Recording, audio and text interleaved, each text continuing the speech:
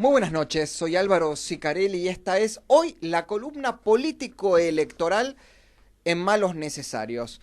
Como todos ustedes saben, en el día de ayer, otra vez el pueblo de la nación argentina se volcó masivamente a las urnas para elegir al próximo jefe de Estado, al próximo jefe de gobierno, aquel que dirigirá los destinos de la nación, vaya a saber a qué futuro incierto. Pero esta elección, la verdad, tuvo características muy particulares y que ha definido cuestiones que van a ser muy importantes. Y vamos a hablar en serio. En primer lugar, las encuestadoras se pueden meter las encuestas y los boca de uno en el orto, porque la verdad no pegan una. El promedio de error fue 13 puntos. Increíble. El promedio de error fue 13 puntos. Más o menos para uno o para el otro. Quiero decir, vuelvo a lo mismo. Pónganse una botonería, pónganse una casa de masaje californiano. Yo ya no sé esta gente que encima después van a los programas a las 10 de la noche del domingo, los dueños de estas consultoras, a hablar con una solvencia y una suficiencia como si la hubieran pegado, no tienen vergüenza. Es un espectáculo, y sale en los medios la encuesta que claro, más se acercó. Y ahora, bueno, la encuesta que más se acercó al resultado solamente erró por 35 millones de puntos. Y la única que acertó más o menos de Brasil. Es genial. Pero bueno, vamos a hablar de algunas cuestiones puntuales, reales, que no son insoslayables, ¿no? En primer lugar, esta fue una de las elecciones con participación récord presidenciales de las últimas 4 elecciones presidenciales. La participación fue más del 80%, lo que implicó 6 puntos más que la participación en las PASO. ¿Qué quiere decir esto? Lo que buscaba el gobierno nacional de ampliar el espectro electoral se cumplió. Y donde la participación de los argentinos en el extranjero también fue récord. Más de 400.000 argentinos en el exterior participaron de esta elección general para elegir presidente, vice, diputados nacionales. Creo que solamente igual ellos votan presidente y vice. Sí. En el caso de el resultado, el voto en el exterior, más del 60% de los electores eligieron la fórmula Mauricio Macri y Miguel Ángel Pichetto, y un poco, hay casi el 40% lo hizo por la fórmula del Frente de Todos, Alberto Fernández y Cristina Fernández de Kirchner. Ahora bien, hay unas cuestiones muy particulares. Efectivamente, la fórmula de la oposición del Frente de Todos, Alberto Fernández y Cristina Fernández de Kirchner, fue elegida la fórmula, ¿no? Electa en primera vuelta, pero hay una particularidad. A diferencia de lo que pasó en las PASOs, esta fórmula perdió votos. Sí. Perdió algo así como 500.000 votos, ¿no? Casi medio punto, casi un punto de las preferencias. Probablemente relacionado con el llamado voto castigo. Supuestamente con el voto, supuestamente, porque si nos guiamos también por los consultores que dijeron que hubo voto, por lo menos dudemos, digo, no lo sabemos. Pero bueno, han perdido 500.000 de votos. Fenómeno que no se da mucho, de que el que va primero pierda, comúnmente el que va primero suma. Y habida cuenta de las caras de los dirigentes del Frente de Todos, que si bien celebraron el triunfo de la fórmula presidencial, las caras demostraban, ¿no?, una desazón porque habían pensado que iban a ganar con más del 55%, ¿no? Supuestamente iban a superar este ratio histórico que tuvo Cristina Kirchner en el 2011 con el famoso 54%. Daddy Brieva lo dijo públicamente y abiertamente, que estaba desilusionado con lo que además demuestra, ¿no?, las ansias de hegemonía que tiene este sector. Sí, porque, perdóname que te interrumpa, el panorama queda bastante favorecedor para la democracia, ¿no? Dado cómo queda constituido el Congreso. Ahí está, por eso iba a hablar. Promedio sacaron 12 millones de votos. La fórmula Alberto Fernández, Cristina Fernández de Kirchner. Ahora bien, acá hay una cuestión de un fenómeno electoral que va a ser estudiado el día de mañana, que tiene que ver con la remontada histórica, que no le sirvió para forzar el balotaje, que era lo que buscaba, de la fórmula del actual presidente de la Nación, Mauricio Macri, con el senador nacional por Río Negro, Miguel Ángel Pichetto, ¿no? Que sumó nada más y nada menos que 2 millones de votos nuevos. Increíble. Que después de haber ganado solamente en 2 distritos, lo hizo en 7, de las cuales, ¿no?, 5 son 5 de las 7 provincias más ricas de la Argentina. La fórmula de Juntos por el Cambio, la fórmula del oficialismo, que sacó casi 9 millones, casi 11 millones de votos, ganó en la Ciudad Autónoma de Buenos Aires, en Córdoba, en Santa Fe, en Mendoza, en Entre Ríos y en San Luis. Y el promedio de triunfo son casi 20 puntos. Hay casos particulares de remontada como lo fue en Mendoza, donde Mauricio Macri había perdido, ¿no? Estaba a un punto de la fórmula de Alberto y ahora le elevó a 11 puntos. El caso de Santa Fe, donde había perdido por 8 y terminó subiendo 12 puntos. Bueno, el caso de Córdoba, donde amplió la diferencia de 42% o 44% a casi 61%, ¿no? En Entre Ríos lo mismo. San Luis, el feudo de los hermanos Rodríguez A, de los cuales Alberto está aliado al Frente de Todos, también lo ganaron. Y el triunfo por primera vez de un jefe de gobierno en la Ciudad de Buenos Aires sin segunda vuelta, del año 95, de Horacio Rodríguez Larreta, con casi el 55% de los votos, ¿no?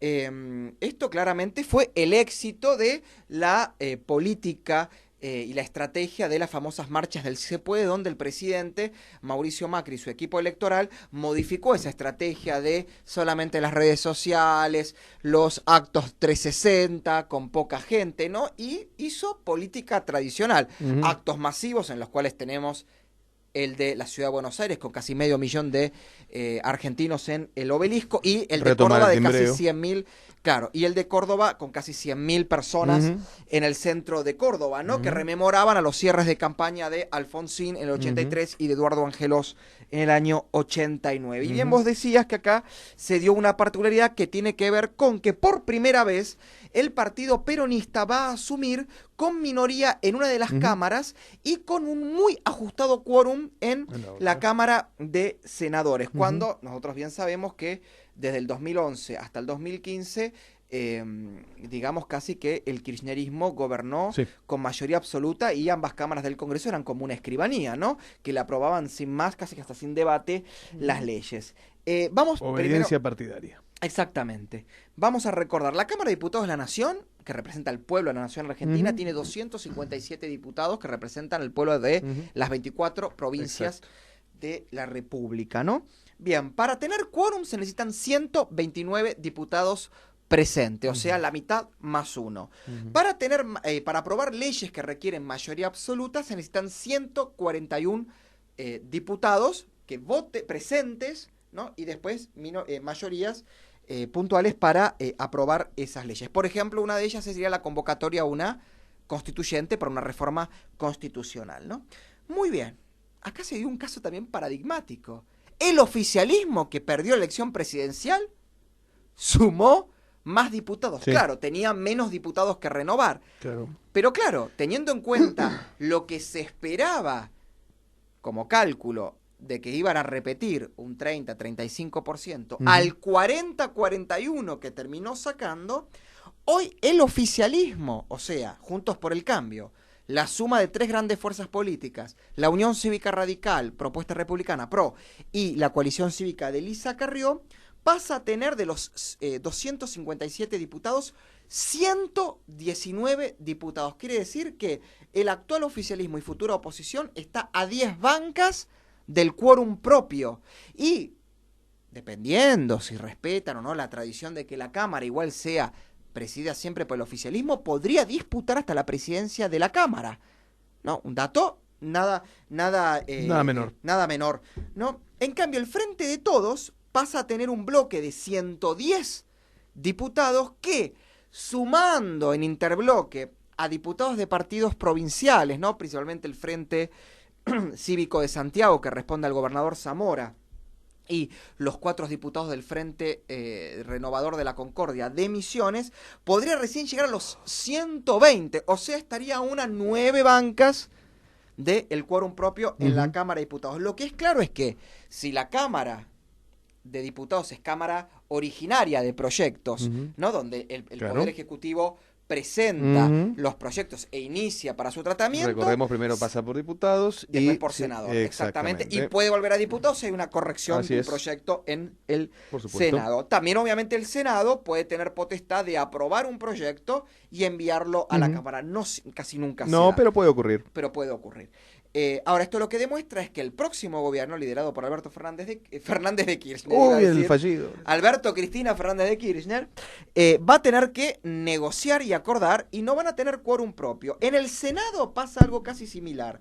Sumando el kirchnerismo con el PJ tradicional, ahí estarían en los 37 diputados, o sea, senadores, por lo cual tendrían quórum propio, pero lejos están de los 42 senadores, o sea, de la mayoría automática. Recordemos que además hay un parte del peronismo es absolutamente anti-K, por llamarlo de alguna forma, ¿no? Lo llamado claro, peronismo disidente, peronismo alternativo. Exactamente. Entonces, estarían ahí con suerte en el quórum, pero lejos de los 42 senadores que supieron disfrutar durante la hegemonía kirchnerista, ¿no? Y sin embargo, Juntos por el Cambio estaría entre los 28 y 30 senadores, donde por primera vez la oposición tendría un bloque muy importante de senadores frente al peronismo de todas las vertientes. Dato de color parlamentario y algo para celebrar: Miriam Bregman no entró como diputada. No entró. Miriam no entró. La zurda se quedó afuera.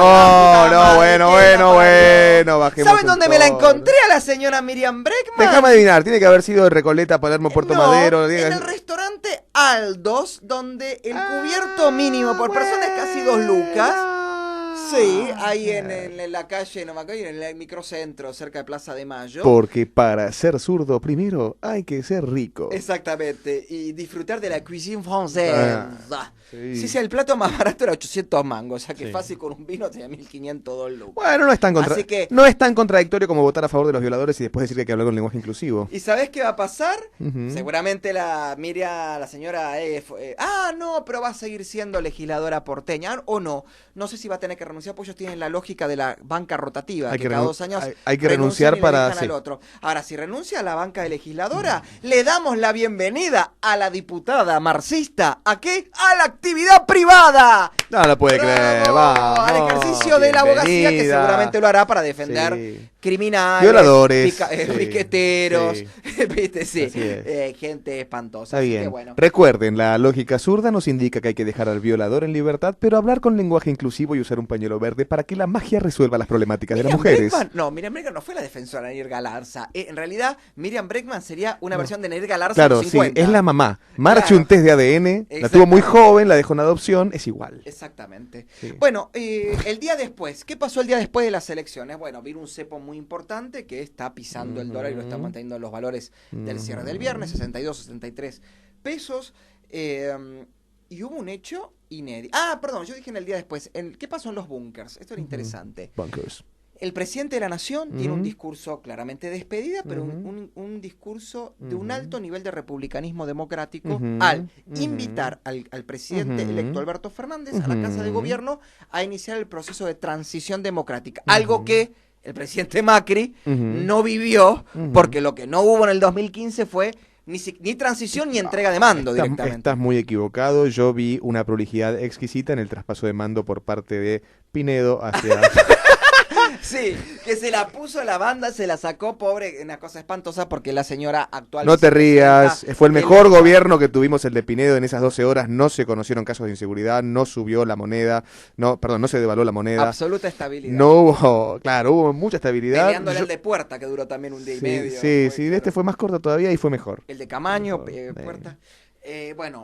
fuera de chiste, ese discurso me pareció muy valioso, muy importante, porque empieza a mostrar que Argentina puede entrar en el camino de la normalidad. La reunión también realmente nos deja tranquiliza. Ahora, ¿qué pasa cuando primero habla el presidente? ¿Qué pasa en el búnker del frente de todos? El primero que empieza a hablar y copa la parada es el niño maravilla de la cámpora, Kichilov, que durante más de media hora, en vez de responder al llamado republicano, democrático, pacífico y dialogador del presidente, hace un discurso de barricada que lo corona diciéndole: qué felices estamos, señora presidenta. Le dice a Cristina. La cara de Alberto, pobre desencajado, donde el enano ese le viene a copar la parada. Aprendan a nadar, vecinos de La Matanza. No, una cosa de no creer. Y sí reconozco el discurso moderado de Alberto y la actitud de Alberto de haber asistido hoy a la mañana. Y se inició el proceso de transición donde, y esto es un dato importante, Alberto Fernández ha constituido el equipo que lo representa, que es un equipo de 8 personas que están divididos en el grupo, lo que llama el grupo político-social y el grupo económico.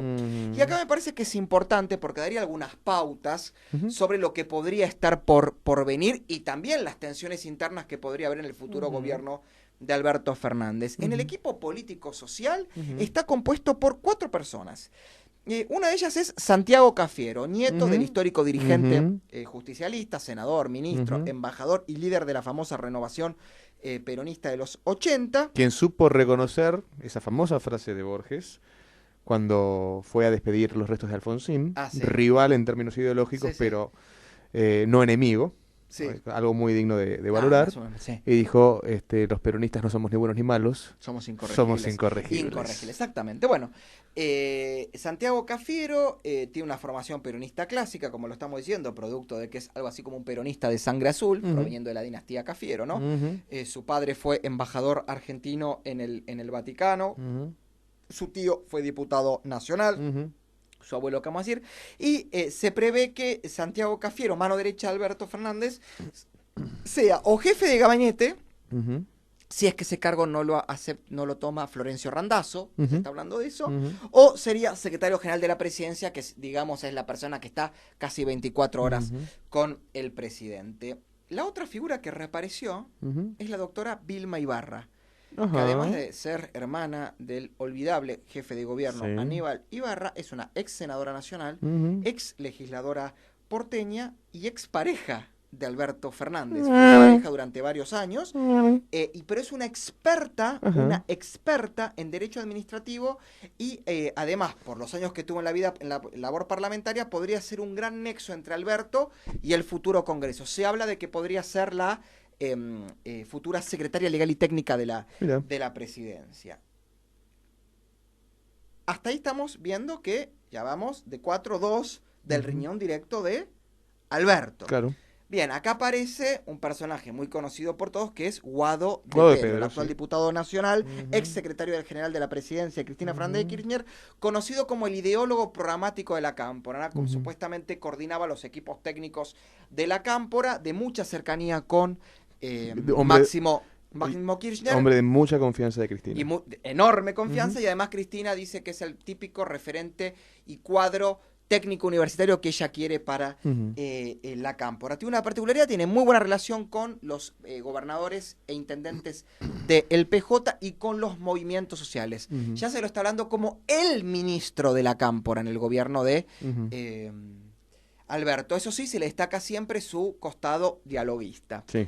Y el cuarto miembro de este equipo de transición es nada más y nada menos que el doctor Gustavo Vélez. Sí. Acá habrá muchos chicos centennials que no deben ni saber quién es Gustavo Vélez. Gustavo Vélez fue el ministro más joven, creo, de fines del siglo XX, cuando fue ministro del Interior de Carlos Menem, que renuncia al acusar al gobierno de Menem de nido de bichas o de víboras, ¿no?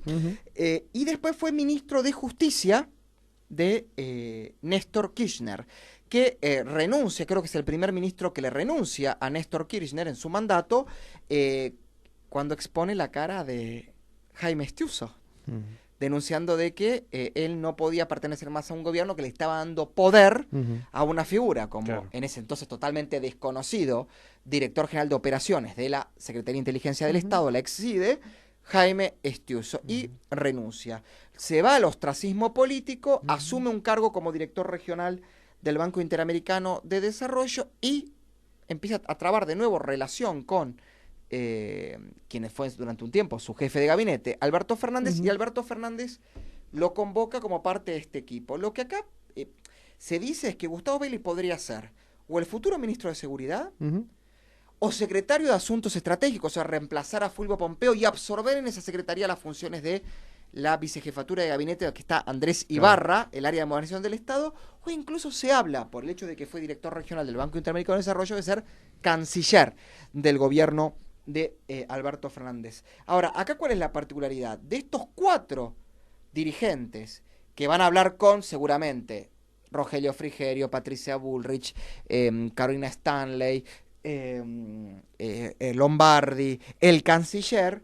De esos 4, solo hay un referente del ala radicalizada del kirchnerismo, o sea, de la Cámpora, y 3 son del equipo cercano del riñón de Alberto Fernández. Sí. Lo que podríamos estar diciendo que el 60%, ¿no?, del ala política negociadora es del riñón de Alberto. ¿Se replicará eso en el futuro gabinete? Estará por verse. Y también, obviamente, se designó al equipo de transición económico, ¿no? Todos dicen de que claramente de estos 4 saldrá el futuro ministro de Economía, saldrá el futuro presidente del Banco Central y muy probablemente también saldrá el ministro de Industria y el secretario de Comercio Exterior. Déjame adivinar. Sí. ¿Guillermo Nielsen? Bien, por ejemplo, uno sería Guillermo Nielsen. Guillermo Nielsen, un personaje muy particular, funcionario alfonsinista, fue funcionario del ministerio de Roberto Labaña con Eduardo Duhalde y con Néstor Kirchner. Renegociador de la deuda, fue embajador argentino en Alemania, si no me equivoco también creo que fue secretario de Finanzas del gobierno de la ciudad con Héctor, con Tellerman es Héctor, ¿no? ¿Se llama? Jorge, Héctor Timmerman, perdón, exacto. Con Jorge Tellerman. Se autoproclama liberal. Él sí. Y en realidad dicen las lenguas que no va a formar parte del Ministerio de Economía, sino que va a ser ministro de Energía, porque sería el encargado de la relación con las grandes petroleras para asegurar la protección de los dólares de las regalías de vaca muerta. ¿Por qué? Porque supuestamente este cepo estaría para quedarse un par de meses, y el problema es que las grandes compañías petroleras que han hecho inversiones están amenazando de que si no tienen libre disposición de los dólares, lógico, estarían dejando sus inversiones en vaca muerta. Por lo cual, Guillermo Nielsen estaría como generando el sistema en el cual esos dólares generarían retenciones para la Argentina, pero quedarían el resto quedaría en libre disposición de Chevron, de British Petroleum, de ExxonMobil y de las grandes petroleras, ¿no? Así que, un dato interesante. El otro caso es Cecilia Todesca, también una mujer muy cercana a Guillermo Nielsen, hija del actual director del INDEC normalizado por Macri, Juan Carlos Todesca. Supuestamente también ella se estaría reconociendo como una liberal, no sé si ortodoxa, pero liberal. Al fin, y ahí se está hablando de que ella podría ser la viceministra de Economía, o estarían viendo a ver qué perfil se le podría dar. Se hablaba de que ella podría también encabezar el futuro Banco Central. No sé si esto sería tan así porque no se la conoce como una experta en materia de política monetaria, que es el tema fundamental, como se llama la función fundamental del Banco Central, proteger el valor de la moneda. Y acá aparecen 2 personajes ya, digamos, un poco más cuestionables, que son Ignacio de Mendiguren, el que yo llamo el capitán de la patria industrial devaluadora, ¿no? Detrás de todas las grandes devaluaciones de este país estaba Ignacio de Mendiguren, y que podría de nuevo ocupar el Ministerio de Producción, ya lo ocupó con Eduardo Duhalde, y acá lo que estaría demostrando es la pata masista en la negociación de la transición económica, ¿no? Habrá que ver qué rol, también obviamente, además de la pata masista, la pata de la Unión Industrial, ¿no? Que sabemos muy bien que casi le dio su apoyo la plana mayor a la candidatura de Alberto Fernández. Y el último, Matías Culfas, un keynesiano, filolabañista, heterodoxo, estructuralista, que cree en el Estado, pero no camporista, no marxista, no un extremista. Fue exdirector del Banco Nación, forma parte del famoso grupo Callao, de equipos técnicos que acompañan a Alberto Fernández, y que dicen que más que seguro va a ser el futuro ministro de Economía, porque sería, por lo menos para el primer año, el dirigente y el economista que contaría con la anuencia de la fórmula, ¿no? Tanto de Alberto como de Cristina. Así que bueno, esto es hasta el día de hoy lo que pasó en el día después de las elecciones. Esperemos realmente que este proceso de transición inédito, porque creo que la última vez que se dio fue entre Alfonsín y Menem, nunca más se volvió a dar, sea, repito, el inicio de, primero, una práctica que sea común, si en el 2023 no es reelecto Alberto, que lo sea. Ajá. Si va a ser en el 2027, que lo sea Ajá. con quién, de su propia fuerza o de otra. Ajá. Ujú. Que sea además una práctica común de los partidos políticos tener equipos preparados para ¿no? Equipos programáticos preparados para estas cuestiones, que sea el inicio de ¿no? De un periodo de 4 años en el cual la oposición ejerza la oposición de forma firme, pero también colaborativa, que el oficialismo no tenga, ¿no? Deseos hegemónicos. No sé si la grieta se va a cerrar, no lo creo, por lo menos en los próximos años, pero sí por lo menos el nivel de virulencia. Sí, Así favor. que bueno, un poco sería mi deseo, intuyo que también el tuyo. Y bueno, para hacer una columna distinta, bueno, esto muy bien, fue muy la bien. columna político post-electoral acá en Malos Necesarios. Hasta el próximo lunes. La columna.